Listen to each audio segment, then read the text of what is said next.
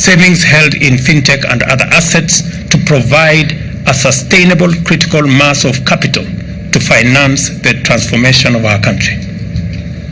For sustainability, these mechanisms must be affordable to borrowers while giving an attractive return to savers. And I am persuaded that our capital markets can offer reliable alternative funding for all categories and sizes of business, which is also responsive to their long-term strategic intentions.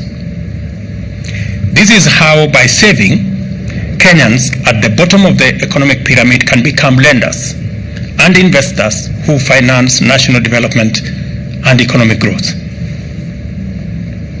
Thirdly, I have been to various parts of the country spreading the transformational footprint over our affordable housing program. It is our intention to increase the availability of cheap and safe houses so as to plug the housing deficit, which currently stands at about 5 million units. The execution will combine efficient building and construction, consumption of local materials and locally manufactured accessories and fixtures, and the employment of hundreds of thousands of both skilled and unskilled workers. Just to put it in context, we managed to unravel this whole sector about real estate, which was for a very long time hostage to high-end development of housing units. In fact, of the 50,000 units that were built every year, you could hardly get 2% of it being affordable. We decided to intentionally and deliberately desegregate the housing sector, and the biggest component that always impeded the development of not just affordable housing, but housing in general, was the cost of land. In fact, it contributed maybe up to anywhere between 20 and 30% of the cost of a house. We have since, as a government, made land for construction of houses free. And I want to congratulate many counties that have made close to 4,000 acres of land in very prime land in many parts of our towns, towns across Kenya, worth anywhere between 20 and 30 billion Kenya shillings. That's the land that currently is available for housing that you don't have to pay for. We also sorted out one more problem. Everybody was building a designer house. And you know what designer means. So to be able to build houses on scale, it became necessary to standardize all the aggregates of what builds up to a house. Standardize doors, standardize windows, standardize all the components of a house. And today I can tell the private sector proudly that we have standardized all doors for all affordable housing units. We have standardized all windows, hinges, and all the other components.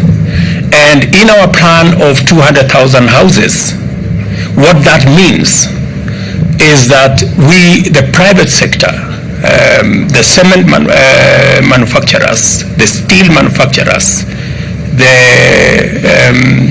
people involved in producing housing products, you now have a clear path on what you can build your business towards. In our housing plan of 200,000 houses every year,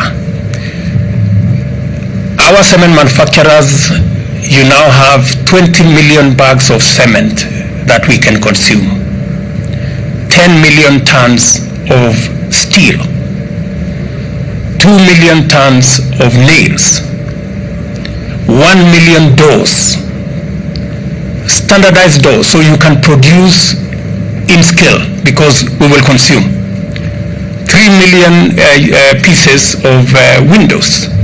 So those listening to me can begin to formulate their business and go into production, because we will consume these units. So, and the reason is that once we desegregate and we standardize, we can mass produce these products. Mass production reduces the cost of production and the availability of these units. And that is the whole essence behind what we are doing in our housing space. That, of course, has other attendant. One final thing we decided to resolve using the housing fund, and hopefully this REITs and all the other REITs that will come after this, and we have encouraged our pension schemes to come on board, is the offtake plan. So if we sort out the land for construction, we also make the housing development itself competitive by producing en masse and in scale. And we provide an offtake plan that is sensitive to low-income Kenyans. Then we have sorted out the whole